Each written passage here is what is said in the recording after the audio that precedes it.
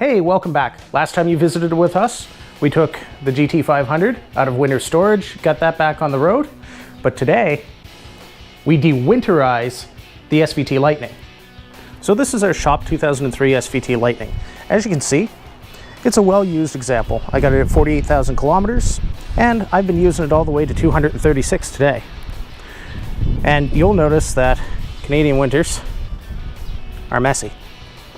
So the main thing that we have to do is get rid of these winter tires. They have to come off, the proper wheels have to go back on. Those are Expedition wheels. And Sean's got a brand new set of Toyo Proxies for this truck. So we just have to mount those up on the original Lightning wheels and put those back on. On the inside, winter also takes its toll. You get a lot of gravel and crummy stuff. You try and keep ahead of it, but really between driving it and using it as a truck from time to time, things get a little messy. So we're gonna clean things up and take care of that. Under hood, for those of you who are squeamish, avert your eyes now. As you can see, it is dirty. So what we're gonna do is we're gonna clean this filter, because I clean it about twice a year, and as you can see, there's a lot of stuff in it. So I've got a kit to do that, no big deal. And then generally the engine just looks unpresentable, but it works well. We're also probably gonna do an oil change and a few other things like that. You know, just basic routine things that you check over each time there's a season change, because next weekend we have to put this truck to work. It's going to be hauling a trailer for us from Saskatchewan all the way back to Fort Saskatchewan, or Edmonton, basically. And we've got some really interesting stuff that's going to be on the back of those trailers. So we got to make sure the truck's in tip-top shape, ready to go, and doesn't look like an unsightly mess to go there. So this is going to be a very simple clean. Got some gunk engine degreaser, pick whatever brand you like. We're gonna spray that all over it. It works better on a hot running engine, but I just don't feel like doing it. And then scrub brush all over anything that's kind of sticky, stubborn deposits. And then after that, just rinse everything free, trying to keep from swamping out the coil packs and stuff like that, because 2-valve engines, sometimes they pool water down by the plugs, then you get a misfire, you got to pull them out, dry them, stuff like that. So I'm gonna be careful with that. But that's what I'll do. Give you a quick time lapse, show you this thing getting less dirty. Not necessarily clean, but less dirty for sure.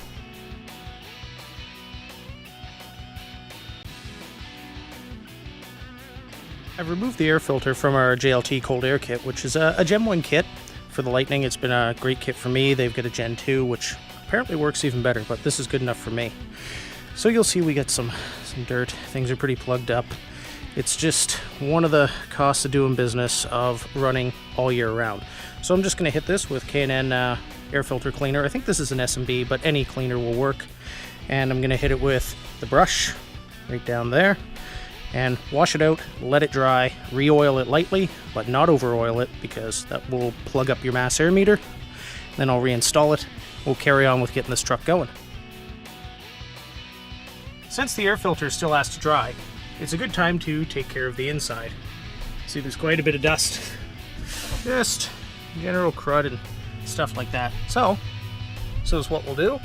We'll take the vacuum to it, clean everything up, try and restore this thing to looking good again.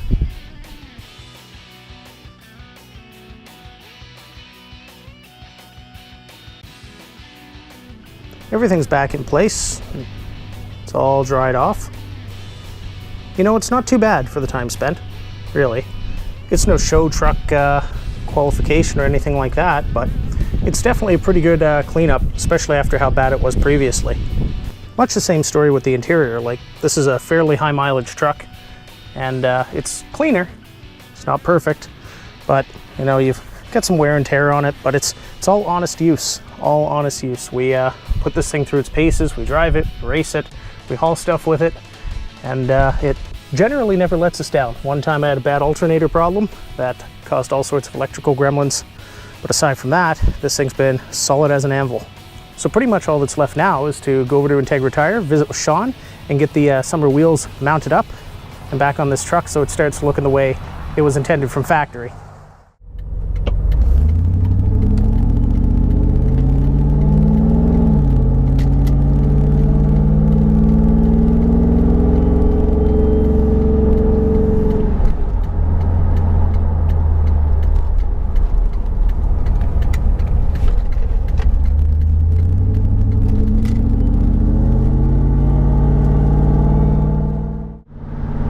the housekeeping out of the way, I'm on my way over to meet up with Sean in Fort Saskatchewan at Integra Tire. And Integra Tire, I really have to give them a shout out that they have really helped the project along a lot. They've provided us with shop space to work indoors in the winter, which has further progressed our Ivan 2104 project, and I just cannot stress how much help that's been. So if you're local to Fort Saskatchewan and you're seeing this, drop in, talk to them. You'll meet Sean, you'll see him in person, the same work shirt on, and he'll be able to help you out. That taken care of.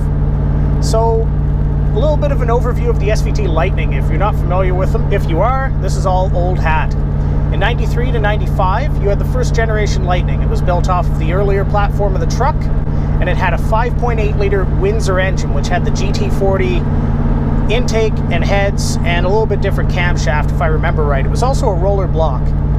And probably gonna botch this up, and Lightning purists will probably tackle me in the comments if they see it. I recall it was rated at 240 horsepower and over 300 foot-pounds of torque. Let's say 330, 340, something like that. It was quite a quick truck. Came with 410 rear gears, 8.8 axle. It would be a C6 with an overdrive, which was the E40OD or E4OD, that's it. And that truck ran until about 96. Then there was about a 2-year hiatus, and John Coletti wanted to build another fast truck. So for the 1999 model year, with the new body style of the F-150, they took the 5.4 liter single overhead cam engine and they applied a supercharger to it. It made 360 horse, and I don't recall how many foot-pounds, about 425, and that was a pretty quick truck for its time. At that time, it held the Guinness Records World's Fastest Pickup Truck, somewhere about 117.2 miles per hour. Can't remember what that is in kilometers. And that was only later eclipsed by the Dodge SRT-10 pickup truck by about 1.2 mile an hour top speed, hardly anything at all. Now, the Lightning's gone through a few upgrades throughout its model years. They changed a little bit of the spark plug threads in the head. The original heads had only 3 threads, and they were sometimes prone to blowing out spark plugs. That was obviously a problem, so they increased them somewhere in 2001 to 8 thread heads, and that pretty much took care of that problem, so long as you make sure that your spark plugs are properly installed and properly torqued. The engine stayed the same with a 5.4 liter supercharged Sturgeon County, running a peace officer. Just on the backside of the hill, running radar. So around 2001, the Lightnings get a performance boost. They took the 355 rear gears out and they replaced them with a 373 final drive, which gave them better acceleration but dropped the top speed a little bit. To deal with that driveline speed increase is what they ended up doing was installing an aluminum drive shaft. And that's really cool, because aluminum drive shafts are awfully expensive if you have to buy one yourself. They made some other running changes as well to the intercooler system, made it more efficient, so that preserves supercharged power, because as an engine heats up and as supercharger intake air temperature increases, the power drops off and you end up having to pull timing to prevent detonation because your air charge gets hot. It's just one of those byproducts of compression. When you compress air, it gets hot, and conversely, when you release pressure, you get a chilling effect. That's part of the reason why nitrous oxide works in the way it does. It's both chemical and decompression as well. But back to the Lightning, they changed the mass air meter, made some other little changes, and horsepower increased to 380 horsepower, and torque jumped to 450 foot-pounds. Those numbers are both at the flywheel, and they're quite good numbers. This truck has about a 12-pound pulley on it, so that means at wide open throttle it makes about 12 pounds of boost. At the upper end of the RPM range, I do see some boost creep. Depending on the weather, it's about 15 to 17 psi. This truck has made 414 horsepower to the back tire on a dyno jet, or well, it was a dyno com, but it was comparable to a dyno jet, and torque was 575 at the back tire. Additionally, beyond just the boost bump, it's had a tune which has been done by Lund Tuning, and that's been really good. It's got a billet flow throttle body, which is a large single blade. I don't know how much power that increased, but it sure does look nice. And throttle response is definitely increased just because it's a bigger throttle body, so a little bit of movement of the pedal now suddenly lets a lot more air in. On the exhaust side, it's got OBX long tube headers, no cats, just a set of resonators going out to a MagnaFlow exhaust.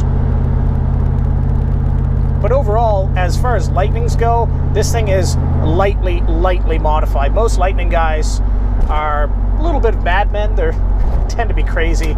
There are lots of very quick Lightnings out there. They vary anywhere from 13-second trucks to they're down in the single digits now, for sure. I know there's a lot in the 9s, have been for some time, and I think some of the like Pro Mod style trucks are even quicker still.